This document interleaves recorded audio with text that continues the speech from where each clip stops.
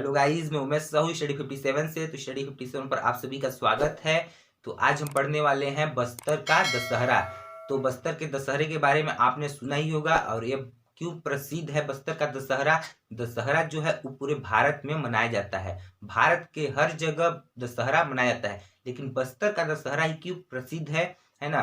जैसे भिलाई में भी मनाया जाता है, दुर्ग में मनाया जाता है, रायपुर में मनाया जाता है, छत्तीसगढ़ में मनाया जाता है, छत्तीसगढ़ बाहर उड़ीसा, कर्नाटक, यूपी, हर जगह है ना, पूरे भारत में मनाया जाता है दशहरा। लेकिन बस्तर का दशहरा में ऐसा क्या खास बात है, इस सभी को हम जानेंगे आज के इस वीडियो में, और पूरे डिटेल्स के साथ और ट्रिकी रूप से दोनों के साथ जानेंगे। तो आप इस वीडियो को देखते रहिएगा, है ना। तो देखिए, जो ये बस्तर का दशहरा है वह पूरे भारत के दशहरे से भिन्न है, अलग है। भारत में दशहरा जो मनाया जाता है वह रावण का वध का प्रतीक है। क्या है? रावण के वध का प्रतीक है, मतलब असत्य पर सत्य की जीत का प्रतीक है ना। कि जो श्री राम भगवान जी थे उन्होंने रावण का वध किया था, इसीलिए दशहरा मनाया जाता है ना। लेकिन बस्तर में दशहरा क्यों मनाया जाता है? तो बस्तर में दशहरा जो है वो दंतेश्वरी माता को समर्पित है ना। दंतेश्वरी माता की पूजा की जाती है। कहाँ? बस्तर क्षेत्र में, ठीक है। तो इसीलिए जो बस्तर का दशहरा है वो अन्य भारत के हर जगह से क्या है, भिन्न है ना। मतलब पूरे भारत से जो बस्तर का दशहरा है वह अलग है, ठीक। तो बस्तर के दशहरे के बारे में हम हर चीज जानेंगे कि इसमें कौन कौन से रस्म होते हैं, कौन कौन सी जाति किस प्रकार का कार्य करती है ना। इन सभी को हम जानेंगे। तो आप वीडियो को पूरा देखिएगा। वीडियो अच्छा लगे तो लाइक कर दीजिएगा और अपने दोस्तों तक शेयर कीजिएगा, और जिन्होंने अभी तक चैनल को सब्सक्राइब नहीं किया है उस चैनल को सब्सक्राइब कर लें। तो चलिए अब हम देखते हैं जो बस्तर का दशहरा है ना, वो कब से कब तक चलता है। तो श्रावण अमावस्या से अश्विन शुक्ल त्रयोदशी तक, है ना। जैसा कि हमने पढ़ा है छत्तीसगढ़ के पर्व एवं त्योहार में कि अमावस्या, पूर्णिमा, कृष्ण पक्ष, शुक्ल पक्ष क्या होता है, ये सब हमने पढ़ा है। अगर आपने वो वीडियो नहीं देखा है तो पहले छत्तीसगढ़ के पर्व एवं त्योहार का वो वीडियो देखिए, है ना। उस वीडियो का लिंक मैं इस वीडियो के डिस्क्रिप्शन में दे दूंगा, आप वहां से जाकर देख सकते हैं। तो देखिए, श्रावण मतलब क्या होता है? सावन। अश्विन मतलब क्या होता है? कुआर, ठीक है। तो सावन की अमावस्या से कुआर शुक्ल के त्रयोदशी तक, मतलब कि कुआर में 13वें दिन तक, ठीक है ना, यह चलता है। मतलब कि लगभग 2.5 महीने जो है वो बस्तर का दशहरा मनाया जाता है ना। तो देखिए, इसके बारे में हम जानते हैं। इसके प्रारंभकर्ता कौन है? तो पुरुषोत्तम देव है। कौन है इसके प्रारंभकर्ता? मतलब एक बस्तर के दशहरे का शुरुआत कब हुआ था? तो पुरुषोत्तम देव के शासन काल में, ठीक ना। पुरुषोत्तम देव द्वारा यह जो है बस्तर का दशहरा प्रारंभ किया गया था। ये जो पुरुषोत्तम देव है वह काकतीय वंश के शासक है ना। जब हम हिस्ट्री के बारे में पढ़ेंगे, छत्तीसगढ़ की हिस्ट्री के बारे में, तो हम जानेंगे कि पुरुषोत्तम देव कौन थे। तो ये जो पुरुषोत्तम देव थे वह कौन थे? काकतीय वंश के शासक, जिनको रथपति की भी उपाधि मिली है। देखिए, ये जो बस्तर का दशहरा है ये कितने दिन तक मनाया जाता है? तो देखिए, कितने दिन मनाया जाता है? 75 दिन। कितने दिन? जो बस्तर का दशहरा मनाया जाता है वो कितने दिन मनाया जाता है? तो 75 दिन मनाया जाता है। यहाँ पर जितने भी चीज लिखे हैं ना इस लाइन में, है ना, इस पंक्ति में, वो बहुत ज्यादा इंपॉर्टेंट है। इसको तो आप अच्छे से नोट कर ही लीजिएगा। तो ये कितने दिन तक मनाया जाता है? तो 75 दिन। और इसमें क्या है कि 13 रस्म होते हैं प्रमुख, ठीक है। जो बस्तर का दशहरा होता है 75 दिन का, उसमें 13 प्रमुख रस्म होते हैं, है ना। और उनमें से हम जितने भी रस्म है महत्वपूर्ण, उन सभी को बहुत ही सिंपल तरीके से जानेंगे। तो देखिए, इसमें प्रमुख रस्म कितने होते हैं बस्तर के दशहरे में? तो 13 प्रमुख रस्म होते हैं। जैसे कि अभी हम पढ़ेंगे पाट यात्रा, काछिन गादी, भीतर रैनी, बाहर रैनी, है ना, मावली, परघाव, ये सब जो है वह जो है मतलब कि कौन कौन से रस्म इसमें मनाए जाते हैं बस्तर दशहरे के अंतर्गत, ठीक है। तो प्रमुख 13 रस्म है इस बस्तर दशहरे में। तो इसमें प्रथम रस्म कौन सी होती है? तो काछिन गादी, ठीक है। इन सभी के बारे में हम जानेंगे, है ना, क्या चीज है ना, कौन कौन से रस्म मनाए जाते हैं, उन सभी के बारे में हम अच्छे से जानेंगे, है ना। तो देखिए, इसमें प्रथम जो रस्म होता है वो कौन सा होता है? तो काछिन गादी। और अंतिम जो रस्म होता है वो कौन सा होता है? मुरिया दरबार। कौन सा होता है? तो मुरिया दरबार, ठीक है। प्रथम जो रस्म होता है काछिन गादी, अंतिम जो रस्म है वो मुरिया दरबार, ठीक है। और इससे प्रथम जो कार्यक्रम होता है वो कौन सा है, पाट यात्रा, और अंतिम कार्यक्रम जो है वो कौन सा होता है, ओहाड़ी। ठीक, देखिए ये काछिन गादी, मुरिया दरबार, पाट यात्रा, ओहाड़ी, ये सब क्या होते हैं, इसमें किस प्रकार के कार्यक्रम रस्म मनाए जाते हैं, है ना, इसकी क्या विशेषता है, इसको हम जानेंगे। अभी हम देख रहे हैं कि मतलब इसके प्रमुख जो तथ्य है ना उनको देख रहे हैं, है ना। तो जो प्रथम कार्यक्रम होता है बस्तर के दशहरे में कौन सा होता है, पाट यात्रा। अंतिम कार्यक्रम कौन सा होता है, ओहाड़ी, ठीक है। अंतिम कार्यक्रम कौन सा होता है, ओहाड़ी। पूजनीय देवी कौन सी है, दंतेश्वरी देवी, ठीक है ना। जैसा कि हम जानते हैं कि बस्तर में जो दशहरा मनाया जाता है वह किसके उपलक्ष्य में मनाया जाता है, तो दंतेश्वरी माता के पूजा की जाती है इसमें, कहाँ, बस्तर के दशहरे में, है ना। तो पूजनीय जो देवी होती है कौन सी है, दंतेश्वरी देवी, है ना। उसके अलावा देखते हैं हम यहाँ पर क्या देखेंगे कि जो भी कार्यक्रम होते हैं ना उसमें कौन सी जनजाति जो है वो भाग लेती है ना। इसको देखते हैं थोड़ा सा। तो देखिए रथ का जो निर्माण होता है, मतलब कि वो उसमें रथ बनाया जाता है ना, और उस रथ पर दंतेश्वरी माता को बैठाया जाता है। तो देखिए जो रथ का निर्माण है वो सौरा जाति करती है, कौन सा, सौरा जाति। और काछिन गादी जो है उस कौन सी जाति संबंधित है, काछिन गादी जो है वो महरा जाति की कुंवारी कन्या से संबंधित है ना। महरा जाति की कुंवारी कन्या, है ना, जो महरा जाति की कुंवारी कन्या होती है, ज्यादातर 9 वर्ष से कम की जो कन्या होती है ना, वो जो है वो काछिन गादी से संबंधित है। जोगी बिठाई में जो होता है ना, उसमें कौन सी जनजाति भाग लेती है, तो हलबा, कौन सी, हलबा। और बाहिर रहनी में तो भतरा, कौन सी, भतरा, है ना। तो ये जो जनजाति है वह कौन कौन से चीजों में, मतलब कौन कौन से रस्म में भाग लेती हैं जनजातियां, उन सभी को हम अभी कुछ टाइम बाद लास्ट में ट्रिक से याद कर लेंगे, है ना। तो हमने यहाँ पर जाना कि जो भी ये क्या बोलते हैं रस्म कार्यक्रम है उसमें कौन सी जनजाति भाग लेती है। तो रथ निर्माण के लिए सौरा जाति, काछिन गादी में महरा जाति कुंवारी कन्या, जोगी बिठाई के लिए हलबा जनजाति, और बाहिर रहनी के लिए भतरा जनजाति, ठीक है। तो यहाँ तक हमने जाना। तो गाइज अब हम देखते हैं एक एक करके, है ना, कि जितने भी रस्म है ना, कितने रस्म है, 13 रस्म है। तो 13 रस्मों में से हम महत्वपूर्ण जितने भी रस्म है उन सभी को डिटेल्स के साथ जानकारी प्राप्त करेंगे यहाँ पर, है ना। तो देखिए पाट यात्रा, पाट यात्रा क्या था, यह प्रथम कार्यक्रम था, है ना, क्या था, प्रथम कार्यक्रम पाट यात्रा, ठीक है, था ना। तो देखिए यह बस्तर दशहरा की प्रथम प्रथा है, क्या है, प्रथम प्रथा है या प्रथम कार्यक्रम है जिसमें लकड़ी की पूजा की जाती है, वह रथ का निर्माण किया जाता है ना। क्या किया जाता है पाट यात्रा में, तो पाट यात्रा जो है वह बस्तर दशहरे का प्रथम प्रथा है या कार्यक्रम है जिसमें लकड़ी की पूजा की जाती है एवं रथ का निर्माण किया जाता है ना। तो देखिए जो रथ का निर्माण किया जाता है वहां हमने जाना कि रथ का निर्माण कौन सी जनजाति करती है, तो सौरा जनजाति करती है ना। तो यहाँ रथ का निर्माण किया जाता है ना। पाट यात्रा में क्या होता है, तो पाट यात्रा जो है वो बस्तर दशहरे का प्रथम प्रथा है और इसमें लकड़ी की पूजा की जाती है। कौन सी लकड़ी, तो कौन सी लकड़ी, तो साल वृक्ष, ठीक है, जो साल वृक्ष है ना उसी की पूजा की जाती है और रथ का निर्माण किया जाता है। देखिए अब इसके बारे में और जानकारी प्राप्त करते हैं। लकड़ी लाने का कार्य कौन करता है ना। देखिए लकड़ी लाने का कार्य कौन करता है, रथ बनाने का कार्य करते हैं। रथ बनाने वाले लोहार इसमें कौन से हैं, रथ खींचने वाली रस्सी, ठीक है।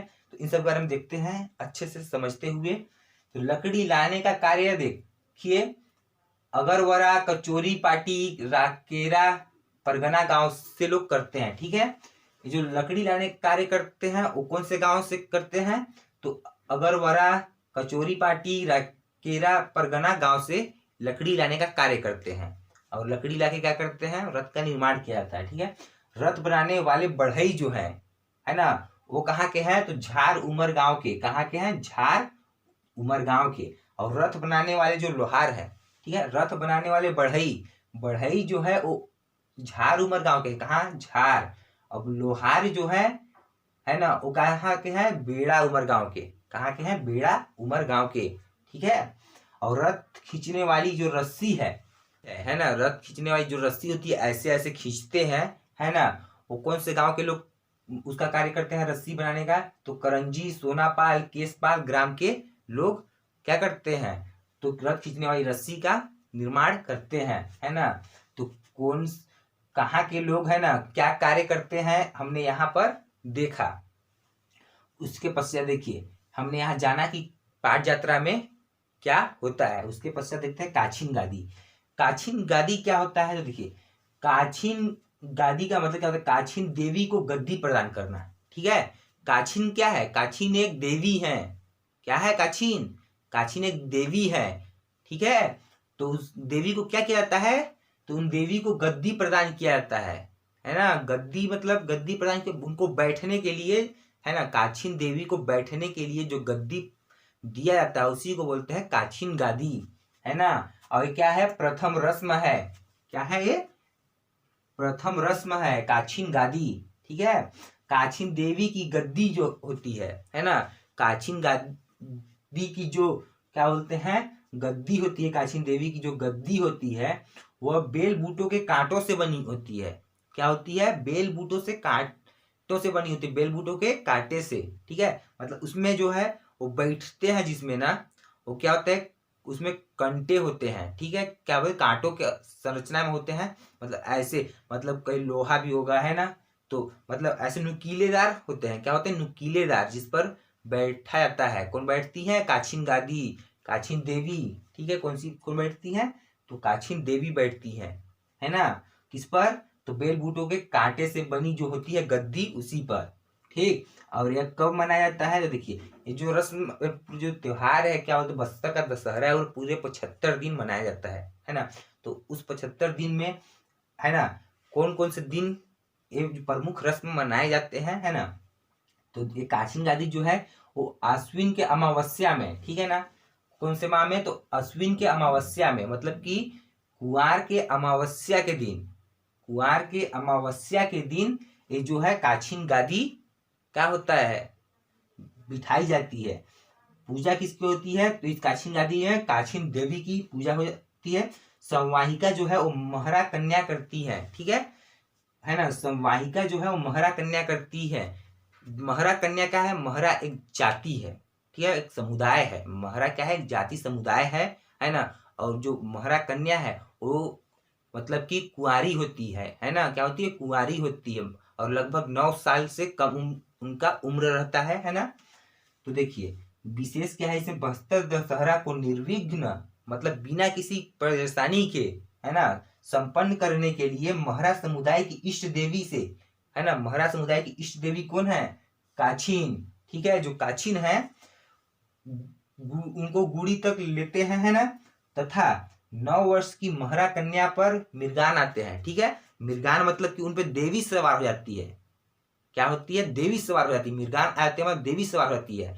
किस पर, तो जो महरा कन्या है, कुंवारी कन्या जो है महरा, उन पर, है ना, मृगान आते हैं, मतलब कि देवी उन पर सवार हो जाती है। ठीक है, तो हमने काछिन गादी के बारे में भी जाना है ना, कि काछिन देवी को मतलब गद्दी प्रदान करना होता है इसका। काछिन गादी का मत, काछिन गादी, गादी गादी मतलब गद्दी, किसको, काछिन देवी को गद्दी प्रदान करना। और किस प्रकार का गद्दी होता है, तो बेल बूटों के कांटों से बना होता है। क्या चीज से, बेल बूटों के कांटों, मतलब नुकीलेदार गद्दी होती है।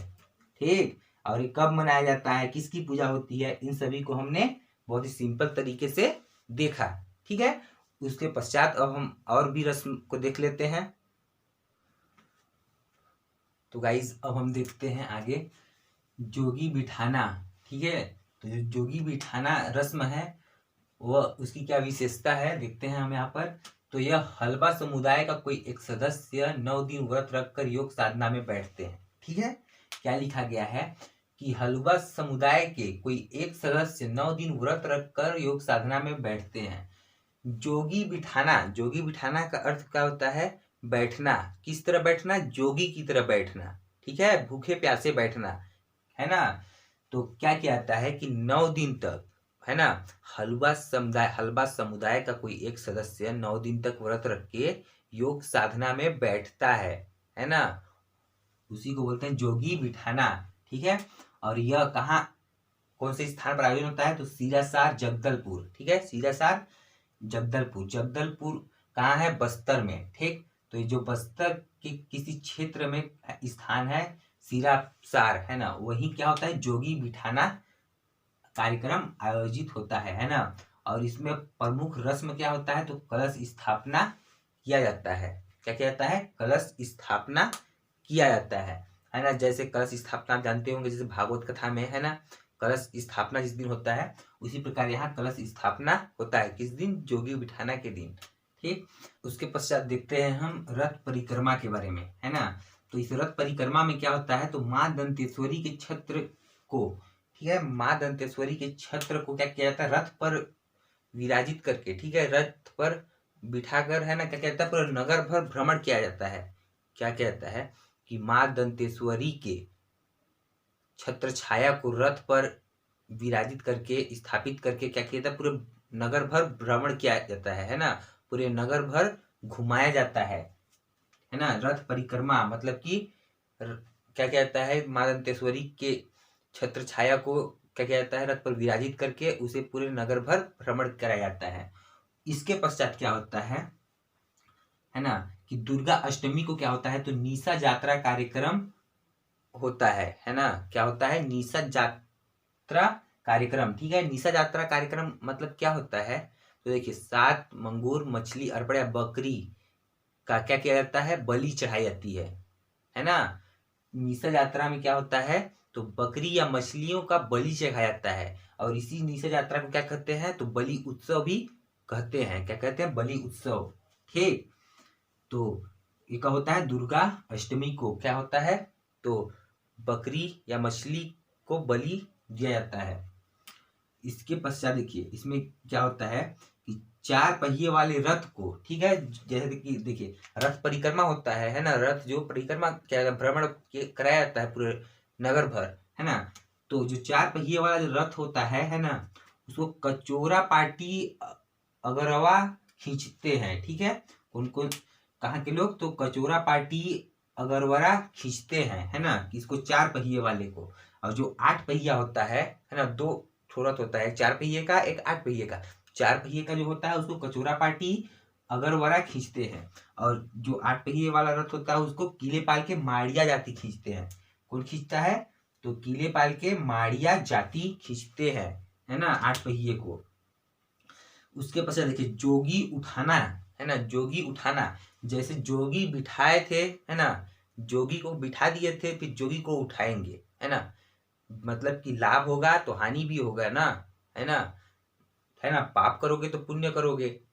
मतलब पुण्य कब करोगे? जब पाप किए रहोगे तब ना। उसी प्रकार जोगी, देखिए जोगी बिठाए हैं तो जोगी को उठाएंगे, ठीक है।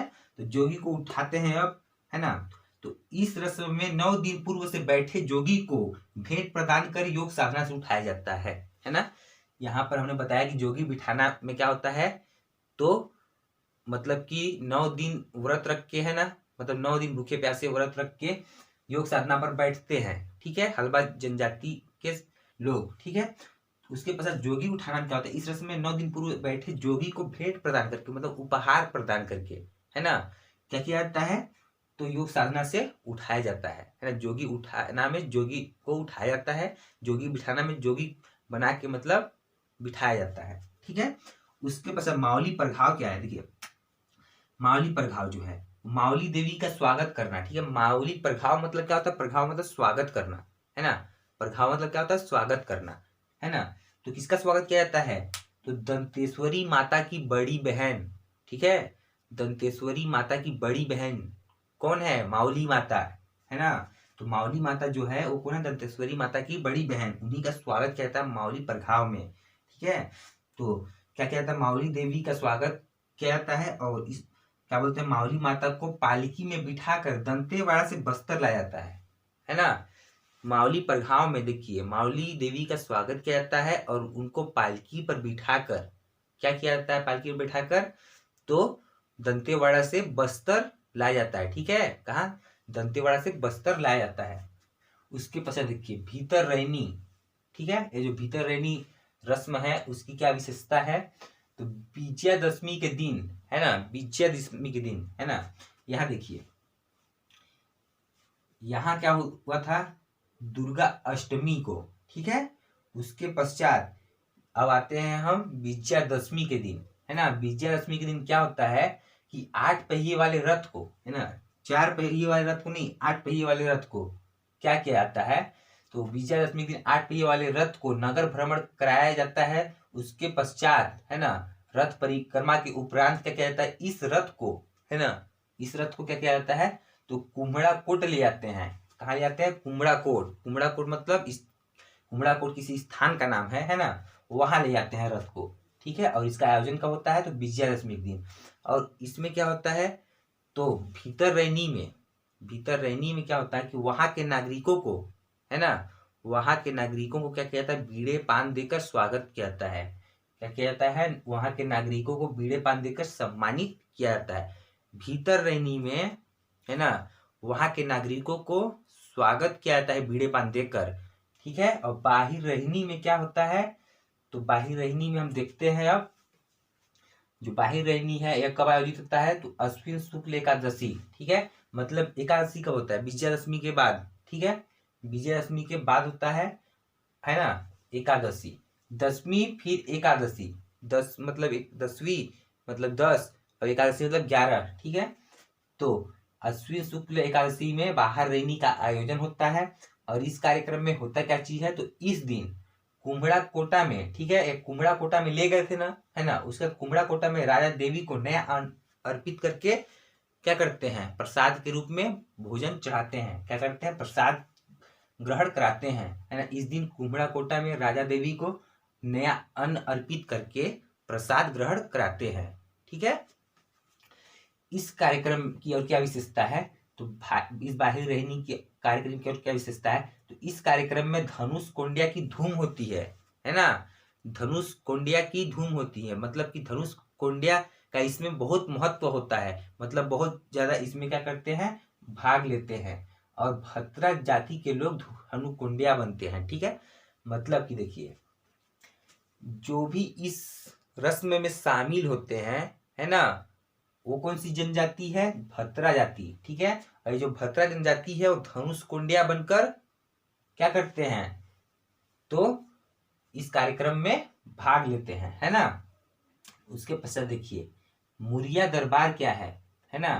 तो मुरिया दरबार देखिए, ये जो भी लिखे हैं ना, ये दिख रहा है, तो एक क्रम से इसको याद करिएगा, है ना, क्योंकि कभी भी पूछ सकता है कि भीतर रहने के बाद क्या होता है ना, कौन सा रस्म मनाया जाता है, या मुरिया दरबार के बाद कौन सा रस्म मनाया जाता है, इस प्रकार से भी पूछ सकता है, ठीक। तो मुरिया दरबार जो है ना, मुरिया दरबार इसके वजह द्वादशी के दिन, ठीक है, अश्विन शुक्ल में द्वादशी, भीतर रहनी विजयादशमी के दिन, है ना, बाहिर रहनी एकादशी के दिन, मुरिया दरबार द्वादशी के दिन, और ये जो ओहाड़ी है वो त्रयोदशी। मतलब ये 10, ये 11, ये 12, ये 13, ठीक है, लाइन से 4 दिन तक ये कार्यक्रम होते हैं, है ना। तो मुरिया दरबार क्या होता है, तो इस कार्यक्रम में सीरासार, ठीक है, जगदलपुर में क्या होता है, देखिए सीरासार कहाँ है, सीरासार, तो सीरासार जगदलपुर में है, ये देखिए सीरासार जगदलपुर में है, ठीक है। तो इस सीरासार में क्या होता है कि मुरिया लोगों का एक दरबार लगता है, ठीक है ना। क्या होता है, मुरिया दरबार लगता है। और उस दरबार में क्या होता है, दरबार देखिए, दरबार मतलब कि एक जगह बैठते हैं, ठीक है ना, एक दरबार बनता है मतलब एक जगह बैठते हैं। और उस दरबार में क्या होता है, तो वहां के नागरिकों की जो भी समस्याएं हैं, है ना, जो भी समस्याएं हैं उन पर चर्चा किया जाता है ना। बताते हैं कि मेरी ये समस्या है, वो समस्या है, पता नहीं क्या क्या समस्या है, इतने सारे समस्याओं को लेकर आप कहाँ जाओगे, ठीक। तो इस प्रकार से मुरिया दरबार में होता है, नाम से चल रहा है मुरिया दरबार, मतलब मुरिया में दरबार लगता होगा, और दरबार में क्या होता है, तो अपनी समस्याओं पर चर्चा होता है, ठीक है। ओहाड़ी, ठीक है, जो ओहाड़ी है एक अंतिम कार्यक्रम था, ठीक है, हमने पढ़ा था। तो देखिए विदाई, ये क्या बोलते हैं, विदाई रस्म है, ठीक है। ओहाड़ी मतलब विदाई होता है, ठीक है, विदाई रस्म। अब ये कब मनाया था, अश्विन शुक्ल त्रयोदशी में, मतलब 13वें दिन में। 10वें दिन में भीतर रहनी, 11वें दिन में बाहर रहनी, 12वें दिन में क्या होता है, मुरिया दरबार, और 13वें दिन में ओहाड़ी, ठीक। तो इस कार्यक्रम में क्या होता है, मावली माता के विदाई के सम्मान में मूड़ा यात्रा संपन्न होता है ना। क्या होता है कि मावली माता की विदाई में, ठीक है, ओहाड़ी मतलब विदाई हो जाना, ठीक है। देखिए यहाँ जो है मावली प्रघाव, ठीक है, मावली प्रघाव मतलब इनको इनका स्वागत किए थे, ठीक है, इनका स्वागत किए थे, है ना। तो क्या इसको जीवन भर रखेंगे क्या पूरा? नहीं ना। इनको भी जैसे दुर्गा नवमी रखा जाता है ना, या गणेश चतुर्थी रखा जाता है, जन्माष्टमी रखा जाता है, तो शुरू करते हैं रखना, है ना, मतलब प्रारंभ होता है तो अंत भी तो होता है ना। तो ओहाड़ी मतलब क्या होता है? ओहाड़ी मतलब मावली माता को विदा किया जाता है इसमें, है ना। क्या कहता है? मावली माता को विदा किया जाता है। मावली प्रभाव में मावली माता का स्वागत किया जाता है और ओहाड़ी में विदा किया जाता है। जोगी बिठाना, जोगी को बिठाएंगे तो उठाएंगे, तो फिर जोगी उठाना, ठीक है। मावली प्रभाव मतलब मावली माता का स्वागत किया जाता है, तो मावली माता को फिर विदा किया जाता है। विदा मतलब ओहाड़ी, ठीक है। भीतर रहनी, ठीक है, और बाहिर रहनी, भीतर रहनी बाहिर रहनी, इस प्रकार से कार्यक्रम होते हैं। तो ये जो 10 रस्म यहाँ पर हमने बताया है, आप इसे याद कर लीजिएगा। लेकिन बस्तर दशहरे में जो है वो प्रमुख 13 रस्म है, ठीक है। तो गाइज यहाँ पर हमने थ्योरी बेस्ड चीजों को बहुत ही सिंपल तरीके से जानना, है ना। और आशा है कि आपको समझ में आया होगा। अगर समझ में नहीं आया है तो वीडियो दोबारा देखिएगा, ठीक है। अब हम कुछ चीजों को थोड़ा सा ट्रिक से याद कर लेते हैं, बस्तर दशहरा संबंधी थी, है ना। तो चलिए थोड़ा सा और देख लेते हैं। तो गाइज हमने यहाँ पर विभिन्न रस्म और जाति के लिए हमने यहाँ पर ट्रिक बनाया है ना। तो देखिए एक एक करके हम सबको याद करने का प्रयास करते हैं। तो देखिए काछीन गादी जो है वो महाराज कन्या द्वारा किया जाता है, ठीक ना। ये तो हमें अच्छे से पता चल ही गया होगा, है ना, इनके बारे में तो हमने पढ़ा है। लेकिन बाई मिस्टेक कंफ्यूजन हो या भूल जाए, इसके लिए हम थोड़ा ट्रिक का यूज कर लेते हैं, शायद आपके लिए हेल्पफुल रहेगा। काछीन गादी जो है वो महाराज कन्या है, तो इसको कैसे याद कर सकते हैं? तो चलिए इसके लिए हम एक ट्रिक लिखते हैं।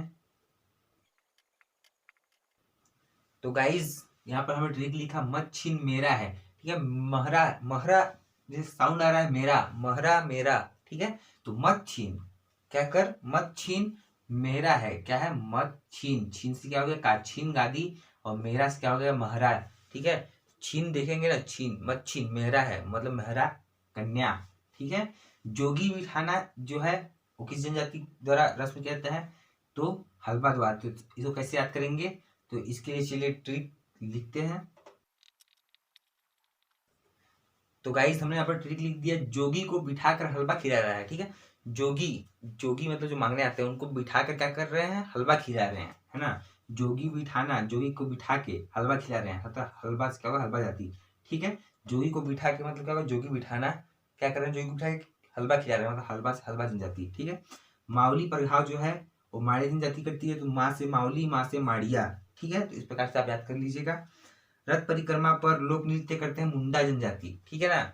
लोक रथ परिक्रमा पर जो लोक नृत्य करते हैं वो कौन सी जाति करते हैं? मुंडा जाति। और उस जो लोक नृत्य करते हैं उस नृत्य को क्या कहते हैं? तो मार नृत्य, क्या कहते हैं? मार नृत्य, ठीक है। मार नृत्य जो है वो किस जनजाति द्वारा बनाया जाता है, किया जाता है? तो मुंडा जाति द्वारा। तो इसको कैसे याद करेंगे कि जब रथ परिक्रमा कर रहा है तो वहां पे मूड मतलब उसका सिर, ठीक है। रथ परिक्रमा करता है तो मूड जो है वो घूमता है ना। मूड भी तो मतलब सर मतलब घूमेगा ना। अगर रथ में बैठे ऐसे घूमते रहे घूमते तो मूड जो है वो भी घूमने लगेगा, है ना। तो इस प्रकार से इसको याद कर सकते हैं कि रथ परिक्रमा पर लोक नृत्य जो है मुंडा, रथ परिक्रमा करेगा तो मूड भी घूमने लगेगा, ठीक है। उसके बाद देखिए 8 पहिए रथ को खींचने वाले लोग क्या बोलते हैं? मतलब कौन सी जनजाति है? 8 पहिए रथ को खींचने वाले जो जनजाति है कौन सी है? तो माड़िया। तो कैसे याद करेंगे इसको कि रथ को खींचते खींचते, तो गाइस हमने ट्रिक लिख दिया, रथ को खींचते खींचते माड़ी गया, ठीक है, मतलब मर गया, ठीक है। मतलब कि रथ को खींचते खींचते क्या हो गया? मड़ी गया, माड़ी गया मतलब मर गया, थक गया को बोल, मर गया खींचते खींचते, इस टाइप से, ठीक है। रथ को खींचते खींचते, तो 8 पहिए रथ को खींचने वाले जो है वो माड़िया जनजाति है। आप याद कर लो, चाहे किसी प्रकार की ट्रिक से याद करो। मैं यहाँ पर जो ट्रिक दे रहा हूँ कोई जरूरी नहीं है कि आप इसी को देख के याद करें, ठीक है। तो इस प्रकार रथ को खींचते खींचते माड़ी गया। 8 पहिए रथ को खींचने वाले लोग कौन से? माड़ी जनजाति। बाहिर रहनी जो है ना, वो कौन सी जनजाति करती है ना। मतलब प्रमुख रस्म किसका है? भद्रा का। तो इसको कैसे याद करेंगे? तो चलिए ट्रिक लिखते हैं। हमें लिख दिया बाहर रखो भीतर मत आने दो, ठीक है ना, है ना। भतरा का बना भीतर, भतरा को बनाइए भीतर, लोग भीतर रहनी भी है, ठीक है, लेकिन भीतर रहनी जो भतरा, ऐसे कंफ्यूजन मत होइएगा। या फिर आप जिस प्रकार से इसे ट्रिक से याद कर सकते हैं, बाहिर रहनी, ठीक है, मतलब कि भतर जाती, बाहर रखो भीतर मत आने दो, ठीक है ना, बाहर रखो, बाहिर रहनी जो है भीतर, भीतर मतलब क्या होगा, भतरा जनजाति। इस प्रकार से आप याद कर सकते हैं, है ना। क्या कर सकते, बाहिर रहनी, बाहिर रखो भीतर मत आने दो, भीतर मत भतरा, इस प्रकार से याद कर सकते हैं, ठीक है। तो इस प्रकार से याद कर सकते हैं, है ना।